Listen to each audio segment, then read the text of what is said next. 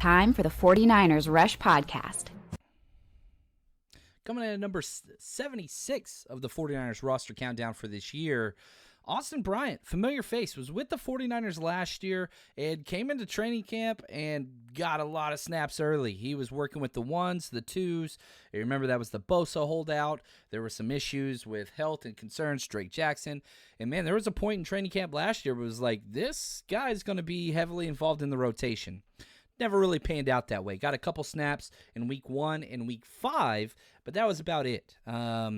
He came in 76th this year, and in all of our rankings, the highest ranking he received was 69. Lowest was 78. And, you know, you look at last year in the 2023 countdown, Austin Bryant came in 73. So he's fallen just a couple spots. Not that the 49ers have really brought in a lot of new young talent, but they did bring in a lot of older free agents to kind of keep that depth at the defensive end room. Now, he's wearing jersey number 40 currently for the 49ers. We'll see if that one sticks around. 6'5", 250. The 49ers have two types of defensive ends. They have the stout run stuffers, and then they have the pass rush specialist. That's exactly what Austin Bryant is. Now, the problem is he's never really fit that mold. He's got 5 sacks in his entire career.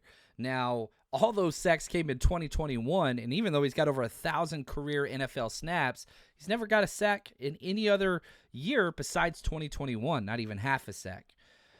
So you see it, and the 49ers seem to trust him because they don't have a problem putting him in there with the first or second team in training camp and preseason. It just hasn't really translated to the game, but they have kept him around for a long time. They trust him. He's not going to make mistakes, but he's also the splash plays just aren't there. Now we continue with his measurables: 34 and 5/8 inch arms. That's incredible, almost like NFL left tackle length. He's 27 years old, so he's getting older, but more of that savvy back into the roster depth that is filled this entire roster. Now, he tore his pec at the combine doing bench press, so we don't have a lot of the 40-yard dash and all that kind of stuff. But if you just plug in his height, weight, arm length, man, listen to these names that he has comparables with. 99% match with Frank Alexander, Duke Ejiofor, and an 88% match with another 49ers great, Aldon Smith. Now, obviously, we're moving into he's been in the NFL a long time. You're not getting that type of production from some of those other players for sure. Going into his 6th season. Now, if we jump all the way back to kind of his high school days, went to Thomasville, Georgia High School, Thomas County Central High School. It's barely above Florida. So think about that Florida panhandle. You barely cross over into the Georgia state line. That's where his high school was. Went to Clemson, was a 3-star recruit, won a couple national championships there in 2016 and 2018 with Clemson. Graduated with a management degree. Man, listen to these accolades that he had in college. First team All-American 2017. He was third team All-ACC 2018. Earned outstanding defensive player honors at the Cotton Bowl for the college football playoff semifinal on the way to a national championship. I mean, he was awesome. And stud basketball player and football player in high school, but just has underperformed in his career. He's got a lot of snaps. He was drafted by the Detroit Lions in 2019 in the 4th round. And just really hasn't put it together. His NFL career, he's got 66 tackles, 4.5 sacks, 1 pass breakup. Last season with the Niners, 1 tackle, 3 quarterback hits, 3 hurries. That was not too bad.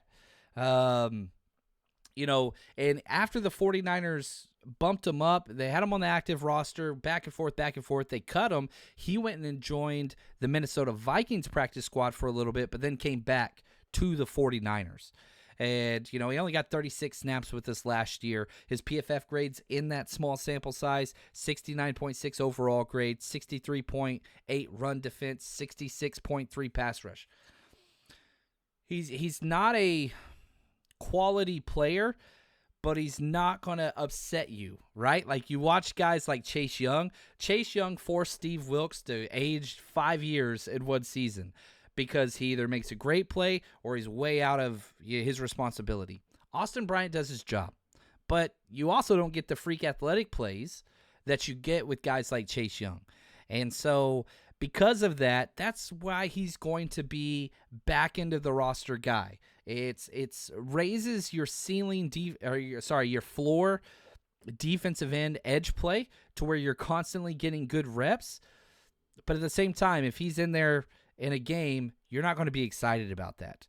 Now, if we look at his entire career, gets drafted in the 4th by the Lions in 2019, bounces around for a while. 49ers pick him up. He was with the Falcons for a moment. They traded the pick to go get him, which is interesting. The Falcons traded that 4th-round pick and the other players that were involved in that trade, Ty Johnson and Kendall Sheffield, for Austin Bryant. None of them have really panned out. And in the 6 years that Austin Bryant's been in the NFL, he's appeared in 35 games. Now, he signed a 1-year, $1.1 million deal with the 49ers, 0 guaranteed. That tells you all you need to know. The money talks. Now, if you look at the career earnings of Austin Bryant in the NFL so far, $4.4 million. So he's been able to make some money, and I really do respect that. And so hopefully he can continue that going on. Now, if we look at the defensive end depth chart for the 49ers, they usually keep 6. Lately, they've been keeping 5. Okay, so if we look at the locks at the defensive end, Bosa's a lock, Leonard Floyd's a lock, Yatir Gross-Matos. I'm going to put Robert Bill in there as well, so there's 4. So you're talking about 1 to 2 spots out of all these other guys. Drake Jackson, Austin Bryant, Alex Barrett, Sam Okwanu.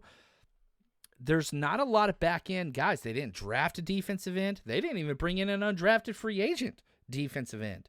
So Sam Okwanu, Alex Barrett, Austin Bryant, Drake Jackson, maybe one of those guys makes the roster, probably Drake Jackson, and one of those guys gets the practice squad that might get elevated, and I think that's kind of where Austin Bryant fits in. Comes in at 76 on our roster, which is outside of the 53, obviously, but I think he's got a strong chance to hang around, be on the practice squad if somebody's injured. You elevate him. Is Drake Jackson going to be ready for training camp? I don't know with that knee. If that's the case, that elevates Austin Bryant's chances even more. So not a lot of depth here outside of your top 4. So there's a chance for somebody that has a lot of experience in the NFL. Again, over 1,000 snaps for Austin Bryant. So I would not be shocked. And if I'm a betting man, this is not a prop bet out there, but I would say Austin Bryant's going to appear in probably 2 to 3 games for the 49ers this season. Now, he might be cycled through the NFL practice squad with other teams, kind of like what happened last year with the Vikings, but I think we're going to see Austin Bryant at some point in games that matter just because the depth is not there at the defensive end position, and I think he's going to get an opportunity. Fun player, 4th-round pick, so the pedigree, the build, the style is there, and if Drake Jackson misses out, Austin Bryant would be the first one to get that opportunity in my guess, my understanding. I want to say thank you to Josh, Oscar, Dave, and Zach, our executive producers of this series, and for us, we'll just keep counting them down.